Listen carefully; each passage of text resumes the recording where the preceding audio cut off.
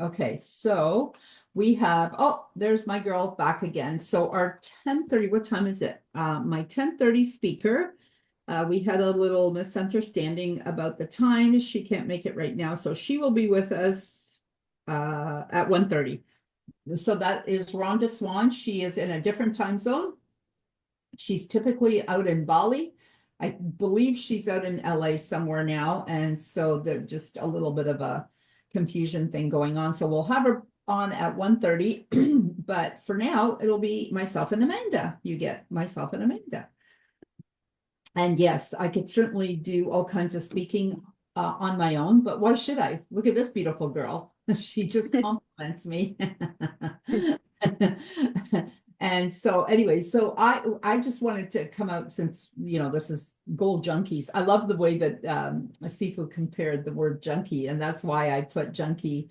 Yeah, just because it's cute, right? And you should use cute little names like that, right? And every January of my life since I was 19 years old, and I am 62 now, I'm going to be 63 in a couple of weeks. And don't forget to say happy birthday to me because I love celebrating my birthday. I love it. I don't care. I'm not ashamed of it. I love it all the time. So, feel free to wish me a happy birthday anytime. But since I was 19 years old, actually, probably since I was 15, but more rigidly since I was 19 years old, I've written down 100 goals every New Year's. So, right around the last week of December, first week of November, I write down about 100 goals.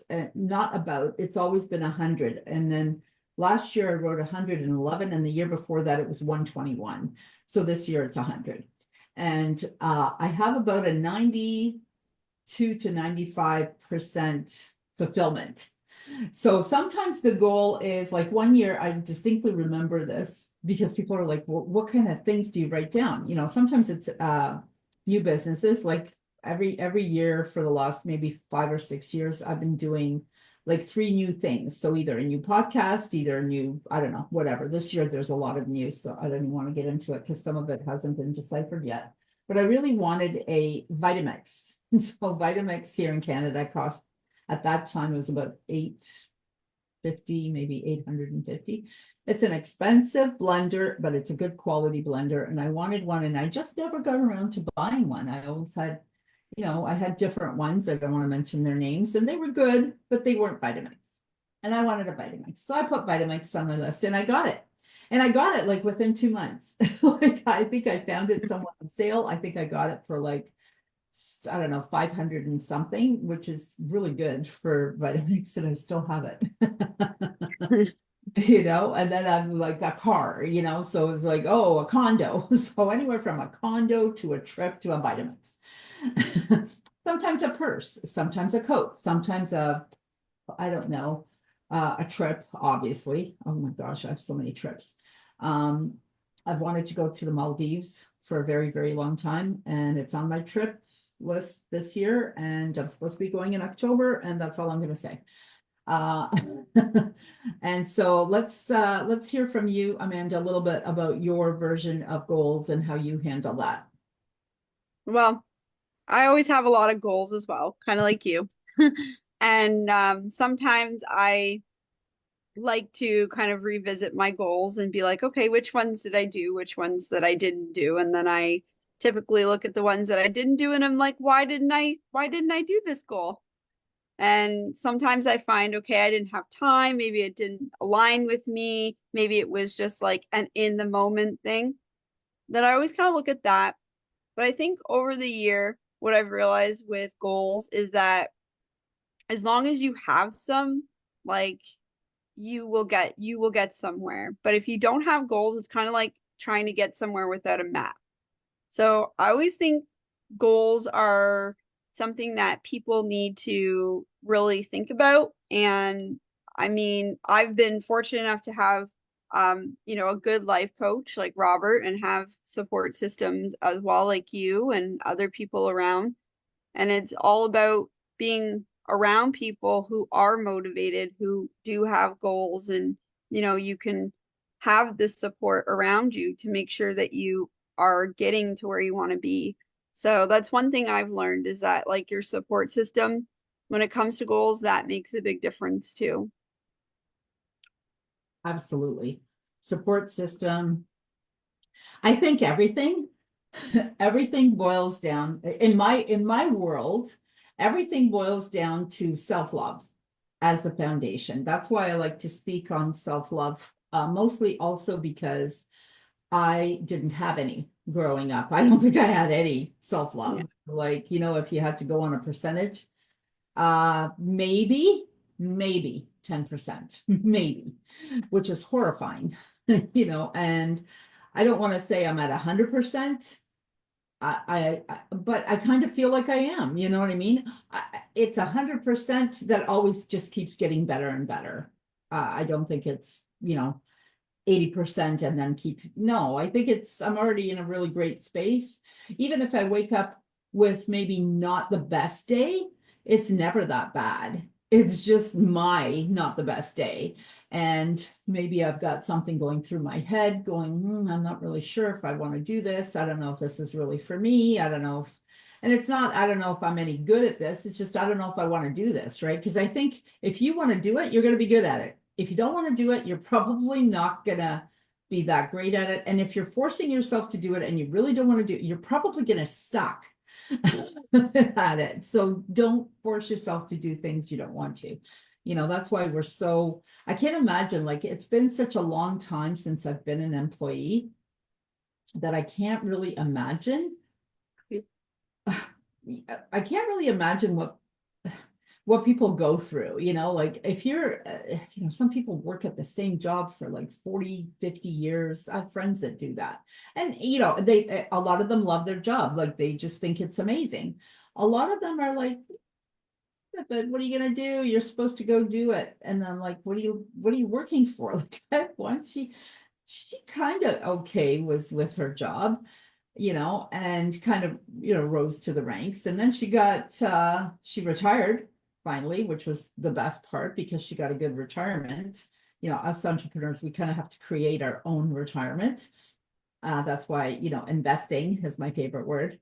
And my two favorite investments are real estate and now gold.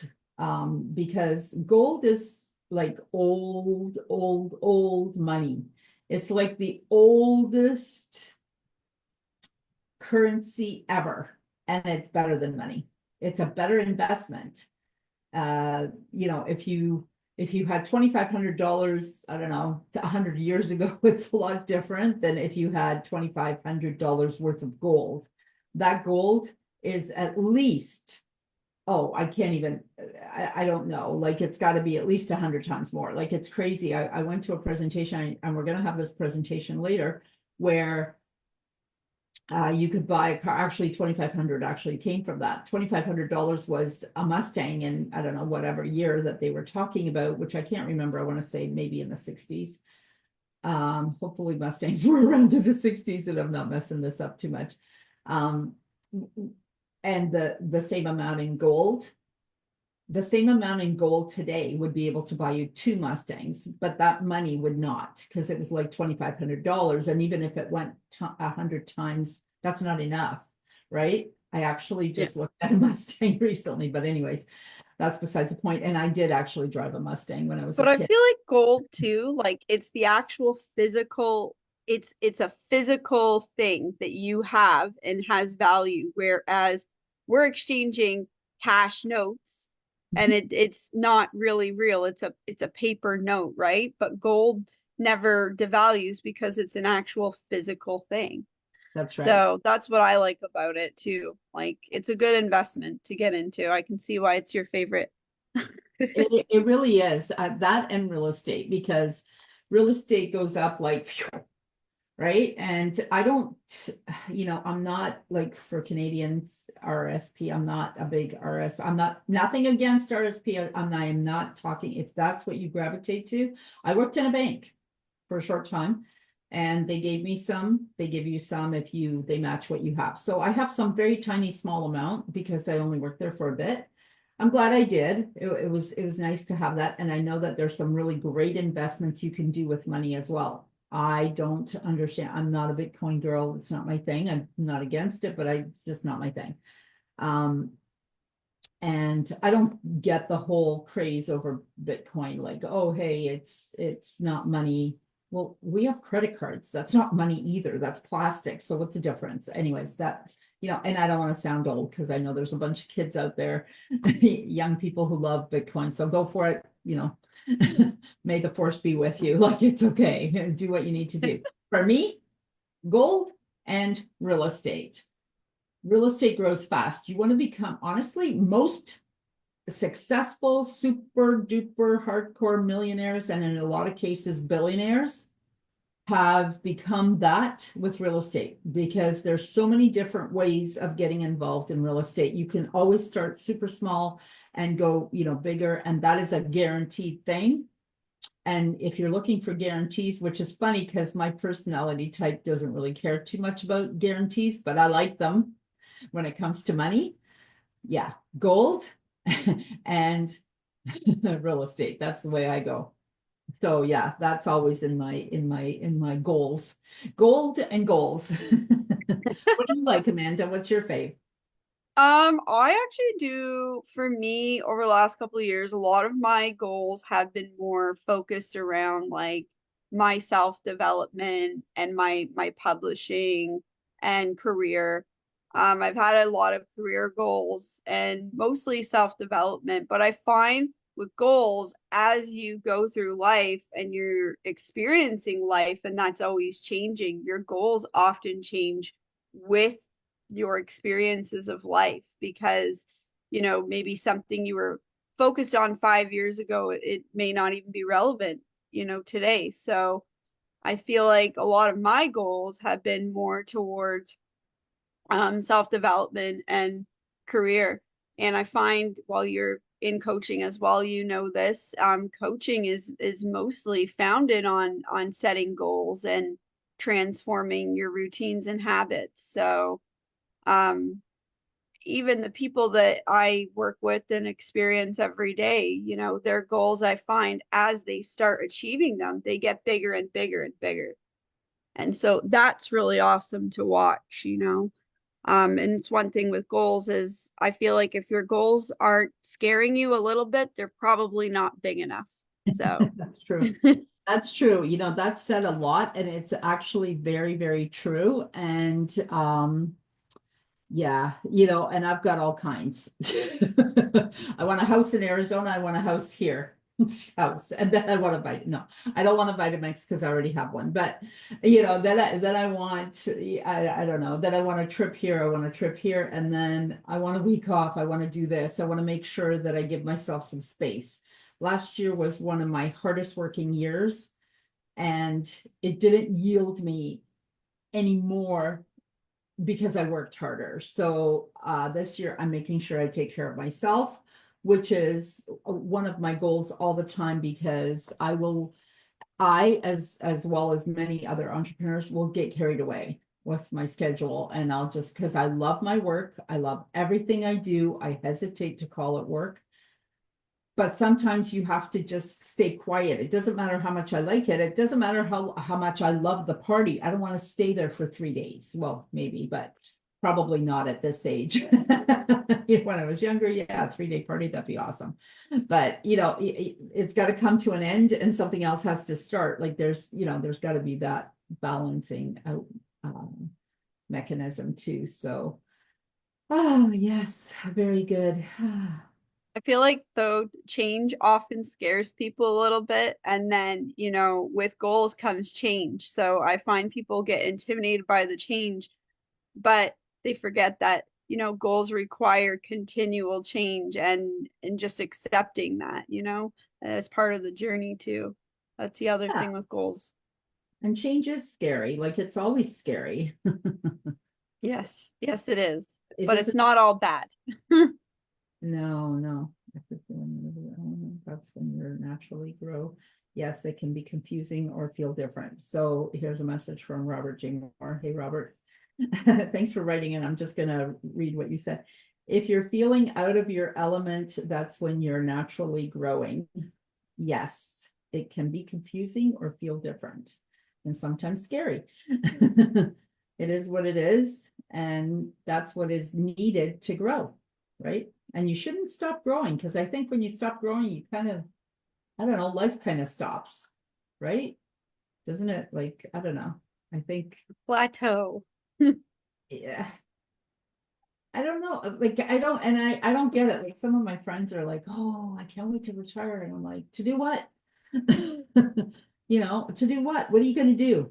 Like, what? Play golf all day long? Like, again, you might love it, but do you really want? Okay, you're going to play golf for maybe the first 6 months every day. That's what you like doing. But that there comes a time where it's like, okay, well, now we have to go do this. You know, so then people ask me, okay, I'm going to be 63 in a couple of weeks, February 13th. So 63 is so close to 65, and everyone's like, oh, are you going to retire? Are you going to retire? And I'm like, no. I don't think I will ever retire. And when they ask me, when do you think you'll retire? I go, probably the day I die. Like, I don't understand retirement. I might not do 7 businesses as we move on. I might do 8. Who knows? I might do 9. I might do 10. But I might do 4, or I might do 2. But I don't see myself doing 2. That's just too little. I don't get that. You know, I don't have kids. I don't have grandkids. So for me, I have time. I have a dog, and I'll have, you know, dogs again or more or whatever. But yeah, no, it's just, I don't know, you know? You're just a go-getter though. You love what you do, and when you love what you do, it's like you don't retirement isn't even there, you know? It's not a thought. Like, I sell these beautiful supplements, which we'll get to later and talk about them more, because I want to make you feel better, because I want to see you feel better. I want to show you that you can feel better in a much easier way, you know, just like I do. That's where the doctor of metaphysics comes in, right? Like, I always want to make people feel better, and that's my reward. Honestly, if we didn't have money on earth, and if we didn't need it, I would do everything I do for free, because I love doing it. Now, I love doing what I do. I need to get paid because I have a mortgage, I have bills like everyone else. But honestly, I I can't see, why would I want to stop doing that? Why would I want to stop making people feel better? Like, that's just not going to happen, you know? And same thing with real estate. Oh my gosh. Same thing with books. You know, first-time home buyers and first-time authors, same excitement. Okay, one is like $1 million or $500,000 if you're lucky. The other one is maybe, you know, a little less, couple of whatever, 5,000, 6,000, 7, 8, 9, 10. Yeah, it's funny, right? But I don't know. I don't want to do it. Well, I if you love something, you're gonna be you're want to do it. You're not like you just don't want to stop doing it. And that's what I think goals should be centered around, or doing things that you love, that Yeah. you don't want to, you know, you want that you only want to see grow and progress. Okay, hang on. Can you talk for a bit while I give Robert the link, because he wants to come on. He's in the office. Awesome. So let's get him Awesome. here. Let's give him an opportunity to come on He here. knows about goals. He's always got big ones. Giant goals. Yes, Okay, let me he is the king of goals. give you a minute, Robert. You know how slow I am with technology. Okay, well, Amanda, you can keep talking, honey. Okay, awesome. Change. Yeah, so a lot of what I know about goals actually comes from, working with people who have big goals. So I always say to people, if you want to achieve big things, then you should align yourself with people who are doing similar things and want to do big things as well. Because the mindset and the conversation